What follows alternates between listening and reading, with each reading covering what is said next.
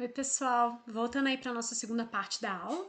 Então, na aula passada, a gente falou um pouco sobre o capitalismo, né? A temática da aula central é capitalismo e socialismo. Na primeira parte, a gente falou um pouco sobre capitalismo, as suas características gerais, as crises econômicas, enfim, né? O socialismo, ele surge enquanto doutrina política e econômica, ou seja, enquanto forma de pensar, enquanto proposição no campo das ideias ainda, vai surgir em finais do século XVIII e início do XIX em resposta ao capitalismo e diante dos dilemas que o capitalismo estava colocando, né? Então, ao mesmo tempo que a gente tem nesse contexto os iluministas, Adam Smith fazendo uma defesa do liberalismo econômico, a gente tem alguns outros pensadores apontando os limites desse liberalismo econômico, né? Então a gente tem aí a livre demanda, a gente tem a defesa de uma autorregulação do mercado, o liberalismo defende também que não tenha intervenção do Estado na economia, e alguns indivíduos final do século XVIII e XIX, né, que vão defender, vão criar essa doutrina do socialismo, estão apontando para as limitações desse modelo, né? Então, em que medida esse modelo capitalista e liberal, ele garante os chamados direitos sociais, né? O direito à moradia, o direito à saúde, o direito à educação, o direito à boa qualidade de alimentos, o direito à dignidade humana, né? Então, o que está em xeque ali, né? O que alguns teóricos ou pensadores do socialismo estão colocando?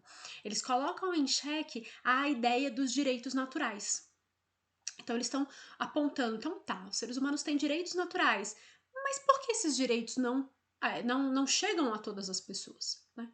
Então, quando a gente tem uma defesa de igualdade, por exemplo, feita no interior do iluminismo, no interior do liberalismo, na prática se viu que essa igualdade ela não existia, que não havia igualdade de condições, que não havia igualdade, inclusive na atuação política, né? John Locke fazia uma grande defesa da liberdade política, mas naquele mesmo contexto, por exemplo, mulheres não podiam participar da vida política, né? Havia-se uma defesa de que o mercado autorregularia a situação e o que a gente via, né, o que se via dentro do contexto do século XIX era o desemprego, né, era a miséria, né? Então, os teóricos do socialismo, eles vão tentar uma resposta a essa situação que é dada, né? Se o capitalismo consegue atender direitos naturais apenas de um determinado grupo, como garantir que os chamados direitos sociais, aqueles que são colocados pela vida em sociedade, né? Como garantir que esses direitos eles atendam de uma forma igualitária, equânime a todos os indivíduos, né? Então, o que está em xeque aqui nessa proposta é uma nova perspectiva de se pensar direitos que valham para homens e mulheres como um todo, né?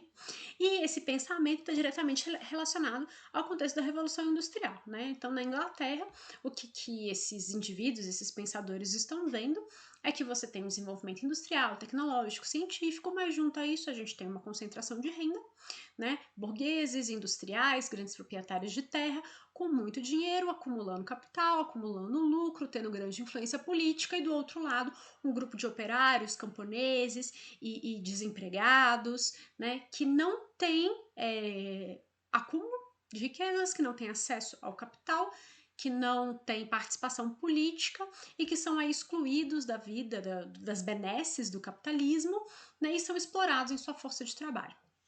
É diante disso que o socialismo começa a ser cunhado enquanto uma doutrina política e econômica.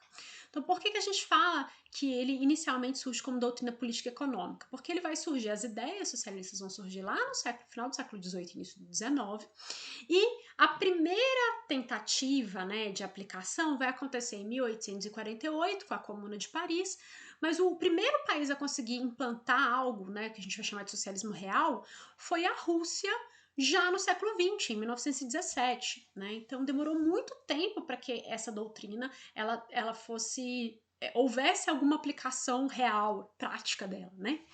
E a gente vai chamar de socialismo real porque não há a teoria ela não se concretiza de uma maneira perfeita ou como se imaginava. E assim, vale aqui destacar que o capitalismo também não, né?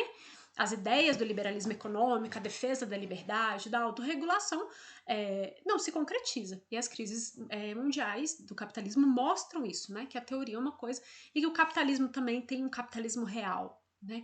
Enquanto o socialismo também tem. Então vamos lá. E o que é o socialismo, né? O que tem nessa doutrina? Então, primeiro é interessante a gente pensar que existem vários pensadores, né, do socialismo, né? Tem os chamados socialismos socialistas utópicos, socialistas científicos, são diversos tipos de pensadores, né? O socialismo científico ele ficou mais conhecido e foi o que tentou se aplicar, né? Que é a doutrina, o pensamento político cunhado por Karl Marx e Engels, né? Então, tanto que muitas vezes o socialismo é confundido com marxismo, né? Porque a gente tem aí uma corrente do socialismo pensada pelo Marx, que é um sociólogo, economista, filósofo, enfim, de tudo um pouco. E o que essa teoria ela propõe, né? Então, o socialismo, primeira diferença, né? Ele propõe aí a socialização dos meios de produção.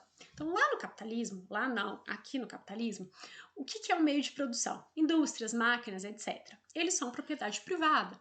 Então, você tem o dono da indústria, dono da indústria automobilística, dono da indústria. Esses meios de produção e as máquinas também dessas indústrias, elas são propriedade privada. A proposta do socialismo é que essas propriedades elas deixem de ser privadas e passem a ser coletivas. Elas passem a servir à sociedade como um todo.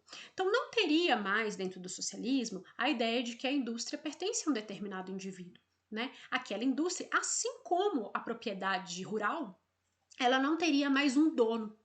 Ela seria da sociedade como um todo, né? Então, e por que isso, né? Então, me explicando melhor por que isso. Segundo os teóricos do socialismo, né, Marx principalmente, a origem das desigualdades sociais, né? Então, por que a gente teria desigualdade? Por que a gente teria lucro de um lado e miséria de outro? Estaria na posse da propriedade privada. Sem propriedade privada, se todas as propriedades elas fossem socializadas, né, as propriedades no sentido de meio de produção, aquilo que dá produção, né?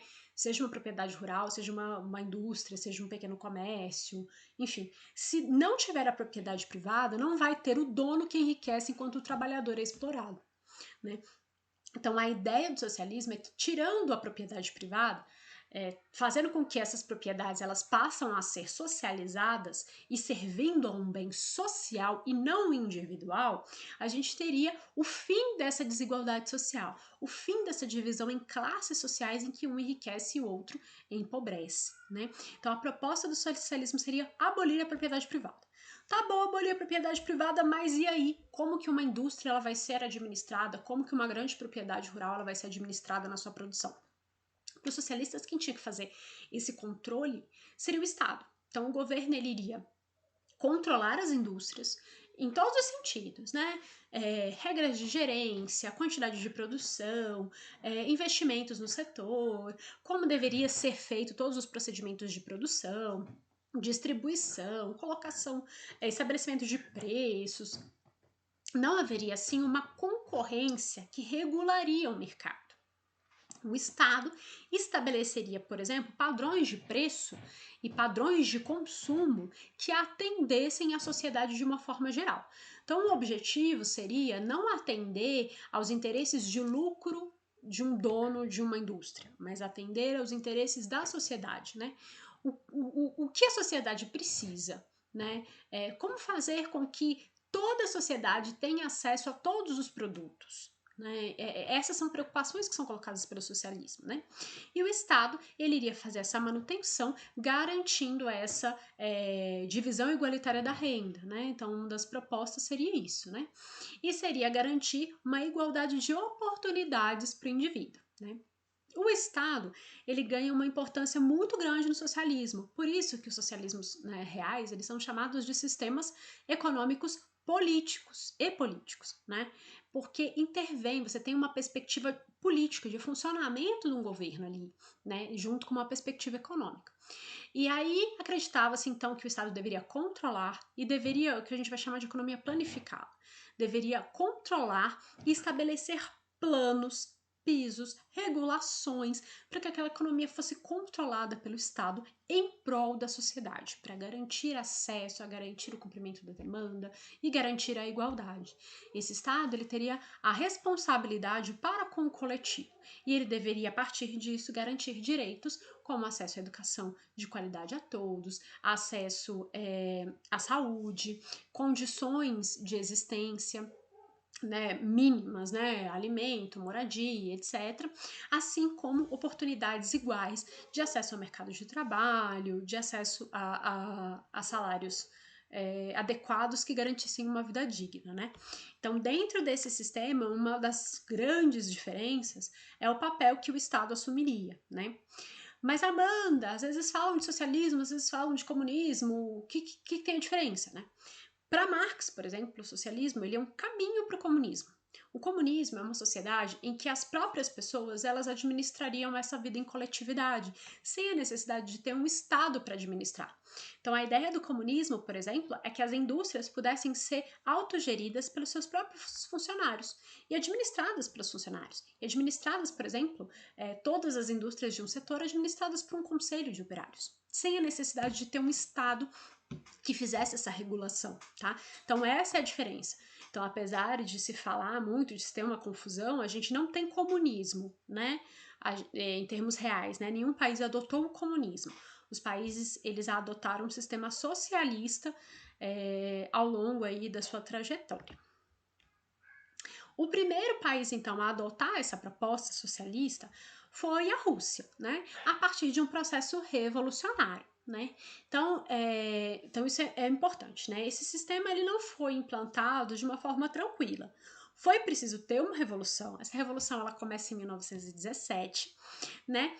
E ela foi liderada por operários, foi liderada por intelectuais, foram liderada por setores da burguesia. Então tem uma imagem aí, né, um grafite no muro que diz socialismo, a alternativa para a convivência humana no mundo, para a melhor convivência humana no mundo. E a gente tem umas referências aí de algumas pessoas, né, como o Lenin e o Trotsky, que foram duas lideranças da burguesia dentro do movimento revolucionário, né? Sim, revolução tem guerra. Sim, revolução tem sangue. Sim, revolução é feita com base na violência. E tanto na Revolução Francesa, lá em 1789, que garantiu a ampliação de direitos para a burguesia, quanto essa revolução aqui ela é feita a partir de guerras civis, de movimentos urbanos, de contra-revoluções e etc. Né? Como que essa revolução ela se inicia? Ela se inicia diante de um contexto assim de intensa exploração do campesinato. A Rússia, no século XX, era um dos poucos países que ainda tinha um sistema czarista, que é um sistema absolutista. Então, os reis, né, os czares, imperadores, né, o posto passava dentro daquela família e era um governo autoritário que concentrava o poder nas suas mãos, né? A Rússia era basicamente agrária, então com grandes propriedades de terra aí concentradas na mão de uma aristocracia, né? Então camponeses extremamente explorados. E até quando começou a industrialização na Rússia vai começar no final do 19, início do 20, né? Com foco na indústria pesada, construção de ferrovias. Mesmo quando a gente tem esse movimento, a gente tem uma concentração de renda, né, nas mãos de alguns setores, enquanto o operariado que estava surgindo, ele é cada vez mais explorado. O século XX traz situações que só intensificam essa exploração do campesinato e do operariado. Então a Rússia vai entrar numa guerra, que eu coloquei aí, né, a guerra russo-japonesa, pela posse de territórios da Coreia e da Manchúria. Depois disso, né, há manifestações populares que pedem a saída dessa guerra da Rússia e do Japão, que pedem por melhorias, e tem um enorme massacre popular, que foi conhecido como Domingo Sangrento, em que tem até uma cena que é relatada em alguns documentos, em que a população ela se fez várias manifestações, né? Uma dessas manifestações a população subiu as escadas do Palácio do Governo, pedindo, né, contra a fome, pedindo emprego, pedindo saída da guerra, e o czar pediu para que as tropas reais, né, o exército real, atirassem todos os manifestantes. E foi isso que aconteceu. Muita gente morreu, se não foi com tiro, foi pisoteada, e foi assim um grande massacre, por isso que ficou conhecido como Domingo Sangrento. Tá? A situação já estava difícil, a população já estava em careche e a Rússia entra na Primeira Guerra Mundial, o que só intensifica a situação de pobreza, de miséria, de soldados sendo enviados para a guerra, e com isso, né, diminui os trabalhadores dentro de um núcleo familiar, e essa situação só piora o descontentamento popular, a situação da vida da população e da população de baixa renda, né? Diante disso, como que vai solucionar essa crise, né? Então, se lá no capitalismo a gente teve os governos pensando em formas de solucionar uma crise, né? Seja investindo em obras públicas, seja dando dinheiro para o banco, então, enfim, né? O governo czarista não queria pensar nisso, porque no final o governo czarista e a aristocracia não estavam sendo afetados por essa crise. Né, essa crise que era uma crise humanitária, era uma crise de direitos básicos de vida, né? E aí alguns grupos começaram a se organizar para pensar em formas de solucionar essa crise. Os sovietes, por exemplo, eram grupos de conselhos populares de trabalhadores que estavam se reunindo e buscando uma organização dos próprios trabalhadores para melhorar suas condições de vida. Os sovietes, eles são super importantes dentro do processo revolucionário, porque eles vão absorver as ideias do socialismo e vão propor que os próprios trabalhadores façam revolução, que os trabalhadores saiam à rua, que os trabalhadores façam manifestações, que eles derrubem a família do czar para poder melhorar a situação de vida, né? Ao mesmo tempo, a gente tem um partido político que vai também propor formas de solucionar a crise, que também é uma proposição socialista. O Partido Operário Social Democrata Russo, ele vai propor com que haja uma revolução, de fato, para tirar o czar do poder, a aristocracia do poder, e assim melhorar a situação do povo, né? Então é interessante que enquanto a saída para a crise no capitalismo em alguns países, ela foi a solução, ela se deu dentro do próprio capitalismo, né? Com uma intervenção do Estado, mas mantendo o capitalismo, a Rússia chegou num estado tão intenso de crise e de própria conscientização da população que alguns grupos de fato conseguiram se organizar para fazer uma nova proposta de sociedade de organização econômica e política, que é o socialismo. Enfim, mas esse partido político, ele também não é homogêneo. Então, assim, todo partido viu, gente? Então, isso é uma característica de partidos políticos. Os partidos políticos, apesar de ter uma ideia geral, né, do que eles querem, do que eles almejam, às vezes eles têm grupos internos dentro deles que disputam. Né? E no caso desse partido na Rússia, ele tinha dois grupos. Tinha os mencheviques, que era uma minoria, né, que achava que o socialismo só seria alcançado depois que o capitalismo tivesse maduro, como uma consequência do capitalismo, e os bolcheviques, que eram uma maioria que achavam que a revolução tinha que acontecer, que tinha que proletariados, operários tinham que sair na rua e tinham que, assim, tirar o czar, instaurando o que a gente chama de ditadura do operariado. Né? E apesar desse termo ser muito forte, ditadura do operariado, a ideia, né, defendida por Marx, é que seria um governo em que o poder está concentrado na mão dos operários da população mais carente, né? Que seria uma forma de evitar com que setores ricos entrassem no governo e acabassem desvirtuando a proposta de uma sociedade igualitária. A gente tem aí, nessa imagem que está bem em cima de mim aí, três líderes dentro do Partido Socialista Russo. Né? Então a gente tem o Stalin, que é esse que está com o casaco mais claro, no meio o Lenin, e esse aqui eu até esqueci o nome dele, mas vou lembrar.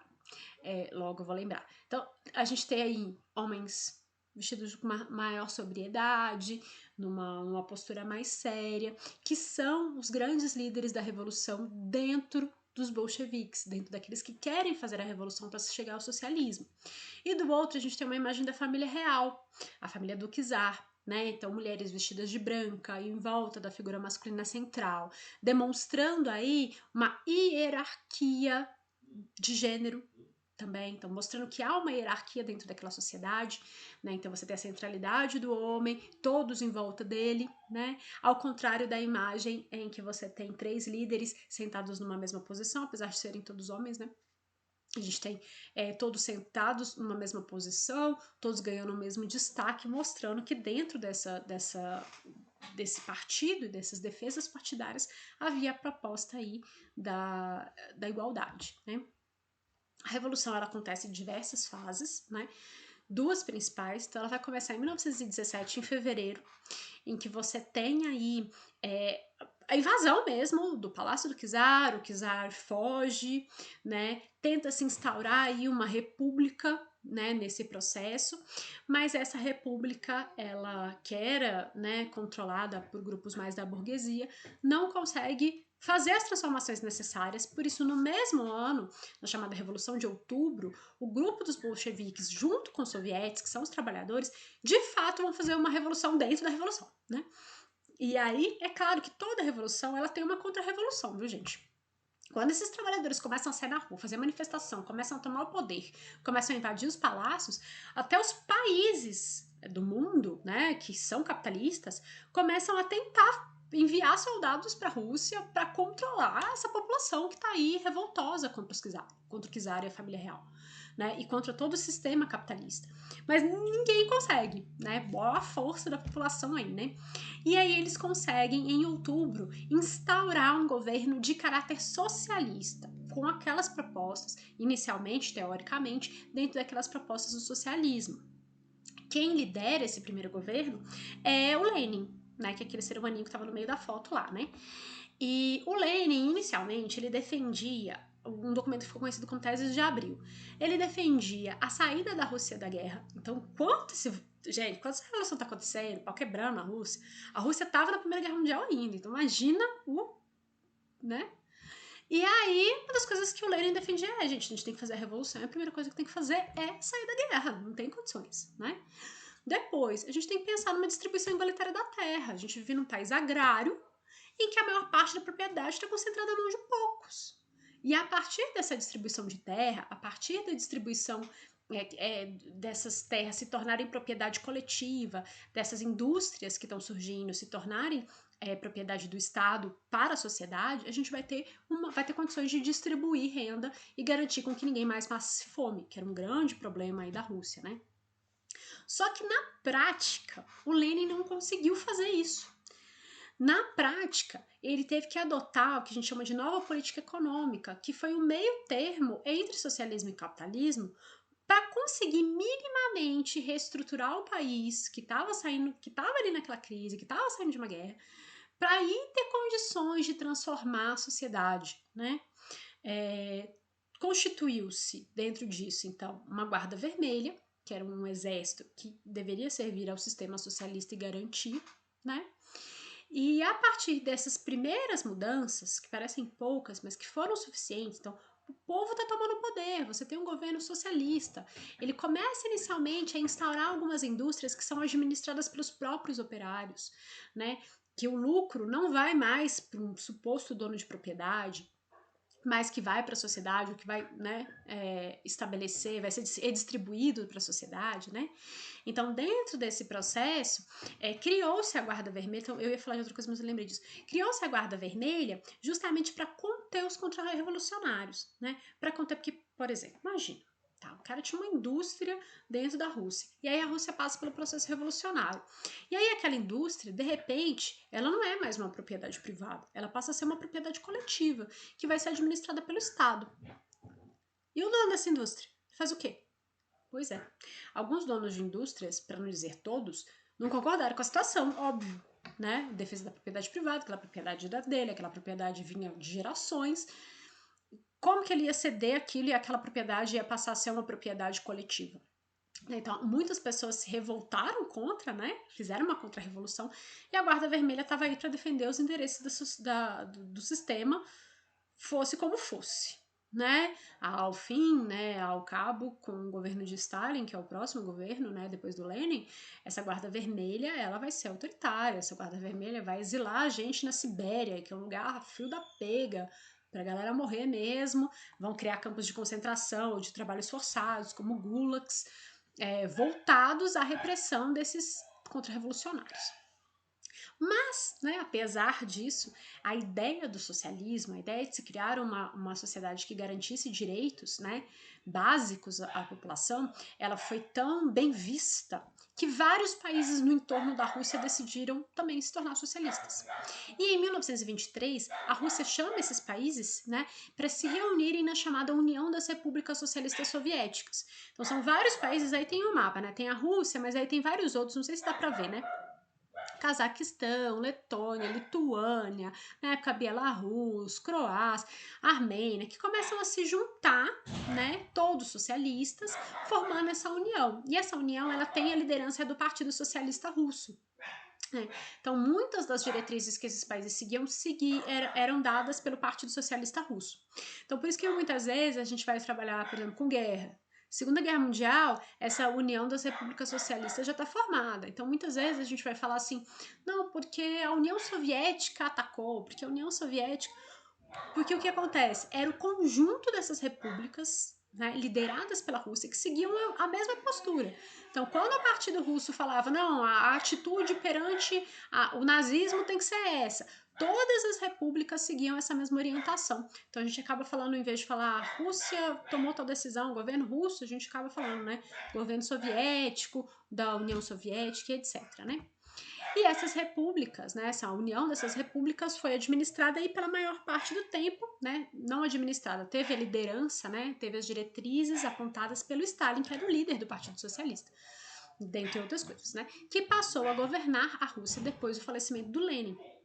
E esse governo, ele buscou implantar a todo custo aquilo que o Lenin havia proposto inicialmente. Como o Lenin não conseguiu, o Stalin ele vai, a partir de um governo autocrático, ou seja, centralizado na figura dele, implantar planos de controle da economia e do consumo, né? Então é a partir do governo do Stalin que você já vai ter essa tentativa de socialização da produção, dos meios de produção, de consumo, de controle do consumo, coletivização da agricultura, né? E essas medidas vão levar a Rússia a se tornar um dos países mais desenvolvidos, tanto que no final da Segunda Guerra Mundial Estados Unidos e União Soviética como as duas grandes potências mundiais.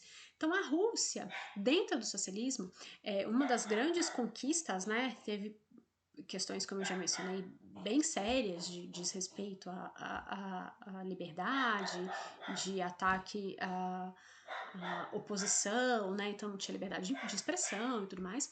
Mas um dos grandes desenvolvimentos foi esse desenvolvimento industrial e econômico que a Rússia vai alcançar, assim, saindo de uma situação semi-feudal e ao final da Segunda Guerra Mundial se tornando a maior potência mundial junto com os Estados Unidos. Né? Intensa industrialização, intenso desenvolvimento científico. Então, a disputa espacial, gente, é a maior comprovação, né? No final da Segunda Guerra Mundial, Estados Unidos e União Soviética estão disputando quem vai para o espaço, cara. Negócio assim, o mundo ficou pequeno para esses lugares, para esses países, né? E uma intensa militarização, né? Com o Stalin, mais do que nunca, passa a ser necessário defender o socialismo enquanto sistema, já que ele é contra-atacado pelo capitalismo. Né? Então, há uma estrutura ali que começa a se desenvolver de uma sociedade mais igualitária, com grande investimento em saúde pública, em educação de qualidade, sistema universitário, em coletivização da produção, né? Mas é necessário defender esse sistema que é sempre atacado pelos capitalistas, né? E aí, para finalizar essa aula, essa temática, né, eu trouxe uma imagem aí que mostra, né, meio de forma festiva aí, algumas figuras, né, desse socialismo, que é o Marx, que está aí com o chapeuzinho e fazendo, né, ring-luz. A gente tem o Lenin com o chapeuzinho de festa junto com o Stalin. E atrás, né, que é o que eu gostaria de chamar a atenção, duas figuras representativas do socialismo no mundo atual. Né? Então a gente tem, levantando o copo meio que para frente aí, o Mao Tse Tung, que é o líder da Revolução Chinesa. Então depois que a Rússia se torna socialista, em 49, a China é o segundo grande país a se tornar socialista, liderado numa revolução, também com base na guerra, também sangue rolando, uma revolução camponesa, liderada pelo Mao Tse Tung, né? Hoje em dia a China se diz politicamente socialista, tem uma economia de mercado, então aí tem algo de transição ali, né? E do outro lado, levantando a mão para cima, a gente tem o Fidel Castro, né, que é uma figura representativa de Cuba, né, então retomando Cuba, que foi uma das coisas que eu comentei lá na aula de capitalismo, né, o Fidel Castro, assim como o Che Guevara, o Raul Castro, foram lideranças importantes do processo revolucionário cubano, né, acontece aí 10 anos depois da Revolução Chinesa. É uma revolução de camponeses também, que pegam em armas, que se estruturam em guerrilhas e que derrubam o sistema capitalista instaurado, colocando um socialismo, né? Cuba ainda recebe grande destaque porque Cuba, apesar da abertura econômica que tem acontecido, então alguns setores, por exemplo, o setor do turismo ainda é um setor que tem partes capitalistas, né? Então tem umas pequenas empresas privadas, né? Tem algumas zonas, no sentido de áreas dentro de Havana, que permitem ali um turismo voltado ao lucro de determinados indivíduos, que permite ali a propriedade privada, mas Cuba ainda se destaca por uma grande intervenção do Estado no setor da economia, né? E isso é um dos elementos que justifica até hoje com que os Estados Unidos, é uma justificativa, não justifica, né? Mas é utilizado como justificativa pelos Estados Unidos para manter um embargo econômico, para manter uma proibição econômica de que indústrias ou empresas estrangeiras comercializem com Cuba, né? Porque há essa intervenção do governo e há, né, investimento maciço em educação, saúde, busca pela igualdade, né? E o embargo, ele dificulta com que empresas estrangeiras comercializem com Cuba. E para vocês terem uma ideia, né, é um país pequeno, não consegue produzir tudo que consome, né, precisava então comercializar com países de fora. Isso leva, por exemplo, a falta de sabonete, né? País que tem falta de sabonete, falta de papel higiênico, falta de utensílios básicos, né? Justamente porque não consegue produzir para se autossustentar e com o embargo econômico norte-americano não consegue acesso externo a esses produtos. Esses produtos chegam muito caro no país, não dá para todo mundo comprar, né? Então é um dificultador aí, né? Mas há uma permanência, digamos assim, no mundo, né? Desse sistema socialista, seja de uma forma mais ampla, como em Cuba, ou nesse tipo de mescla, né? Socialismo político mais economia de mercado, que é o que a China e o Vietnã também, e agora está começando a Coreia do Norte a adotar dentro desse nosso país aí, né? Mas para finalizar mesmo, né, o que esses dois sistemas trazem à tona, além das suas diferentes perspectivas, né, são todos os questionamentos relativos a se pensar como construir uma sociedade que permita com que o indivíduo seja livre, com que tenhamos igualdade, com que tenhamos qualidade de vida, com que tenhamos liberdade de expressão, com que tenhamos os bens necessários para vivermos dignamente, né? Qual que é o melhor sistema? Não há uma resposta para isso, nem consigo dar, mas é interessante pensar como esses sistemas, eles tentam dar respostas diferentes a essa busca do ser humano por uma vida melhor, né? E ao longo do tempo, né, ao longo da história, eles vão se estruturando, se reestruturando para tentar dar resposta a essa necessidade humana de bem viver, de viver em sociedade, de administrar sua vida e garantir uma vida favorável e feliz para todo mundo, né?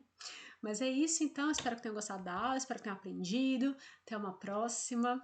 Ficamos por aqui.